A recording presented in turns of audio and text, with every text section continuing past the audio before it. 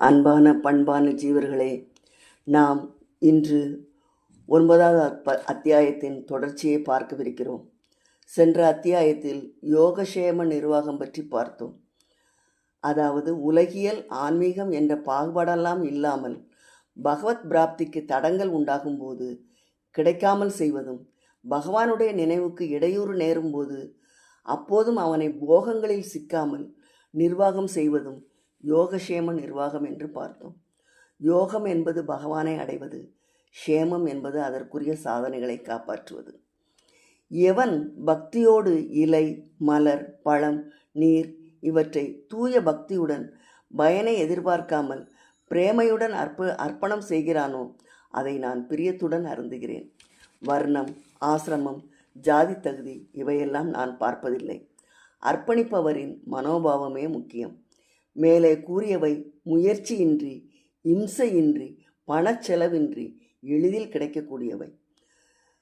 துரியோதனையிடம் செல்லாமல் விதுரர் வீட்டுக்கு சென்ற காரணம் மற்றும் குசேலர், திரௌபதி, கஜேந்திரன், சபரி, ரந்திதேவர், பில்வமங்களர், லீலாசுகர், குகன், யாகபத்தினிகள், சமாதி, சஞ்சயன், சுதீஷ்ணர், அம்பரீஷன் போன்றவர்களின் கதைகள் இங்கே இந்த அத்தியாயத்தில் மிக விரிவாக கூறப்பட்டிருக்கிறது.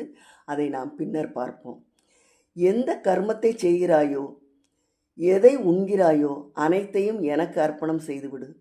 பொம்மலாட்ட பொம்மையை ஆட்டி வைக்கும் சூத்திரதாரனைப் போல பகவான் தான் எல்லாவற்றையும் செய்விக்கிறார். எல்லா கர்மங்களையும் பகவானுக்கு அர்ப்பணிக்கிறவன் மறுபிறவி, சுகதுக்க போகங்கள் இவற்றிலிருந்து விடுபடுகிறான். எனக்கு விருப்பு வெறுப்பு இல்லை. எல்லோரையும் சம பாவனையுடன் தான் பார்க்கிறேன். சூரியனுடைய ஒளி கண்ணாடியில் பிரதிபலிக்கும், ஆனால் கட்டையில் அல்ல. அதுபோலத்தான் பகவானும் பக்தர்களுக்கு காட்சி அளிக்கிறார், பிறருக்கு அளிப்பதில்லை. இதில் பகவானின் பட்சபாதம் ஒன்றுமில்லை. சூரியனைப் போல என்னை பூஜிப்பதால் தீய நடத்தை உள்ளவன் கூட மேன்மை அடையலாம். முன்வினையின் நல்வினையினால் ஏற்ற மனப்பதிவால் விழிப்பு ஏற்பட்டு பகவானை போற்றினால் தீய பழக்கங்களை களைய முடியாதவனாக இருந்தாலும் பகவானிடம் நம்பிக்கை ஏற்பட்டுவிட்டால் சாதுவென்றே மதிக்கலாம்.